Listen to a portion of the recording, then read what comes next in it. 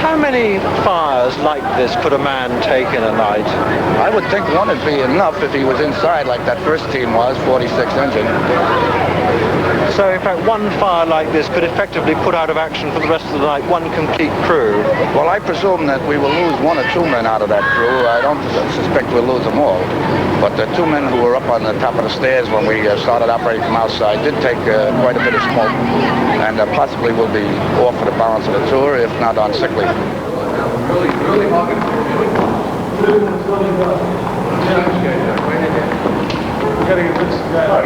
Behind what they call the big house is a small yard, the men's recreation space where, in the usually brief intervals between calls, the firemen vent excess energy with games of handball and complicated games of basketball with only one basket.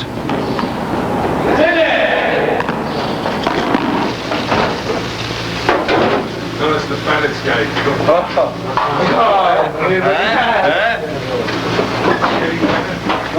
They have no canteen, no chef, no staff, no official meal breaks even. The New York Fire Department expects its employees to fend for themselves, unsubsidized. Those who can, cook. Those who can't, eat. Any light? They eat well, cheaply, fast, and mostly in silence. Dig in. 10-4. 82-31, Battalion 27, go!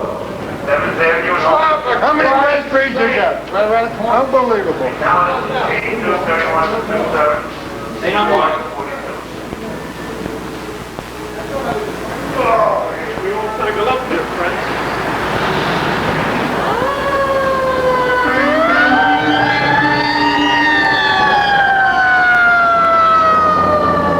In one 3.5-month spell, they didn't finish one single meal without being called out, and most of the calls were false alarms, many to one particular box.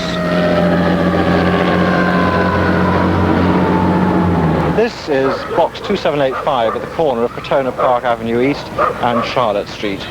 All you have to do to operate one of these alarm boxes is to lift this flap, which has been so used here it's been broken off, and pull this.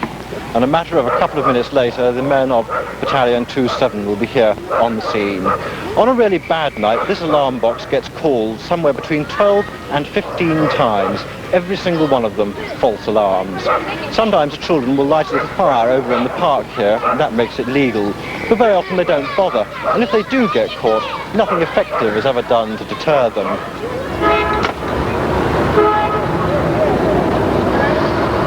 In New York, false alarms have become a chronic problem.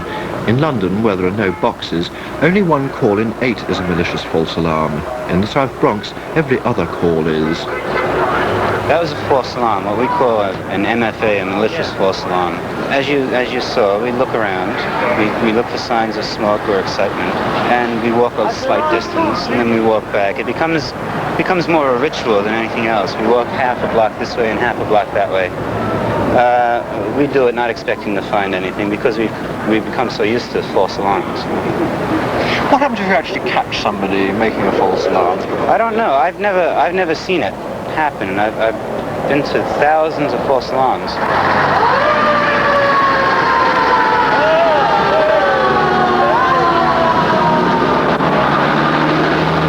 Why do you think round this area there are so many false alarms pulled? So the kids that pull the fire alarm. They get high, pull the fire alarm, do a lot of stupid things. But why do they do it? Be just for kicks. Around and have fun. But you know, that's not right to be doing that, you know, because you know the firemen could be having a bigger fire, you know, when it's a false alarm. So that now they try to, you know, tell them to stop pulling the fire alarms. Have you ever pulled a false alarm? No, not me. What? Never pull a false alarm? No. You ever pull a false alarm? Yep. You pulled a false alarm. What Got happened? caught too. What happened to you? Took me to court. And what happened? They asked me why did I pull it? Told them I was high. Did they punish you? Did they give you a JD card, Mike? Yep. They mostly give you a JD card when you pull a false alarm. That's a juvenile delinquent card. Yeah. But they didn't fine you or send you to prison or punish you in any They other don't way? do that. in prison. They what? How they gonna send them in prison? They really don't send you to prison for doing nothing little like that. You know, they wait till you do something big, you know, like break into somebody's house or something like that.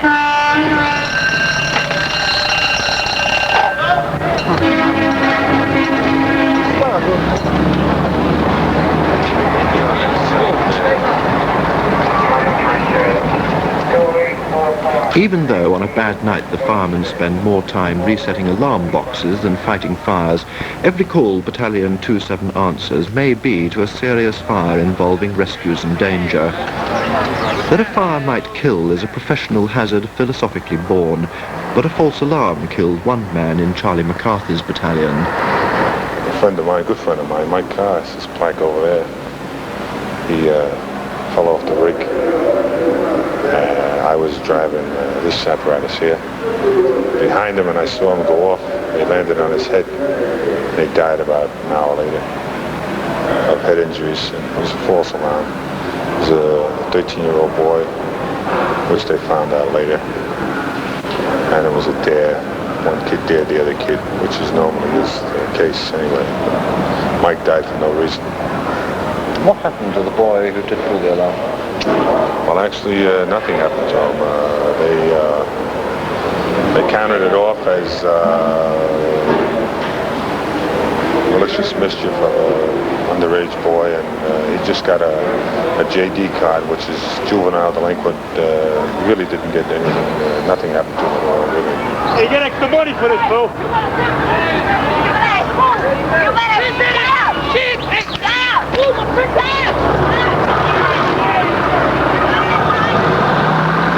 I respond to each alarm as a new thing, because I know that when I get there, I will have either a false alarm or somebody that needs my assistance one way or the other.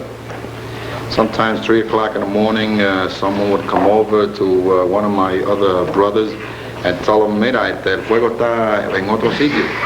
They don't understand this. I do, you know?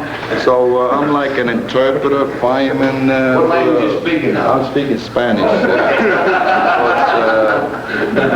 The kid does come from Puerto Rico. I was born in Puerto Rico, and I understand the language in this particular area that I work in.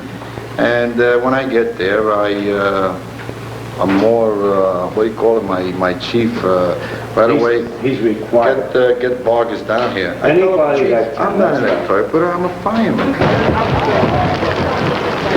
In the South Bronx, it's impossible to buy fire insurance. For every apartment wrecked by fire, there are 4 or 5 damaged by smoke or water. It only takes 1 or 2 fires to make an entire tenement uninhabitable. Only a year ago, the city of New York spent thousands of dollars doing up this tenement. Now, several fires later, it's abandoned and derelict once more. A playground for drug addicts and fire raisers, a recurring hazard for the firemen.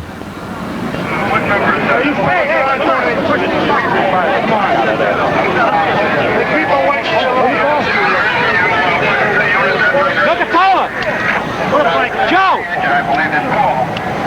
The whole crew in 94 is going. John Coca-Cola! Ready? Let's go.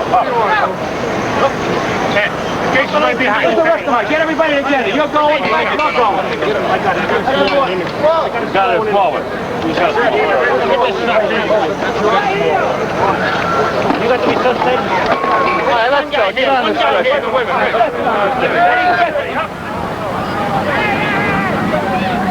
The problems of the South Bronx aren't peculiar. They could be those of any ghetto in any country where despair replaces hope and the overstretched forces of authority begin to collapse.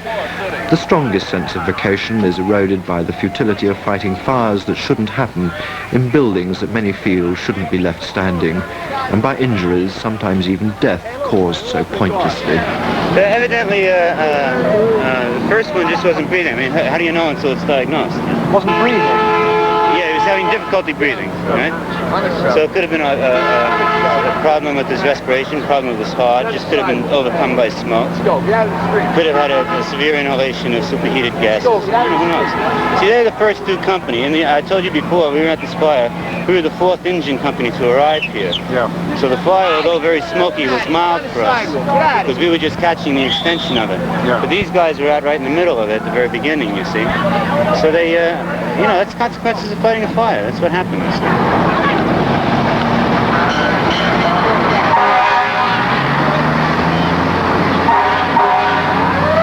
We often talk about it amongst ourselves that the one organization that you cannot do without is the fire department. You've seen yourselves here, 1 hour. I'd say just give us 1 hour and no responsive fire apparatus in the South Bronx, and I wonder what would happen. I would dread to see what would happen. You could do without the police because you can bring a military unit in to control traffic and things of that nature, but you cannot do without the fire department, and you cannot bring the volunteer companies in from outside the city because there aren't enough of them. Right. There aren't enough of them in the around the metropolitan area to do the job for us.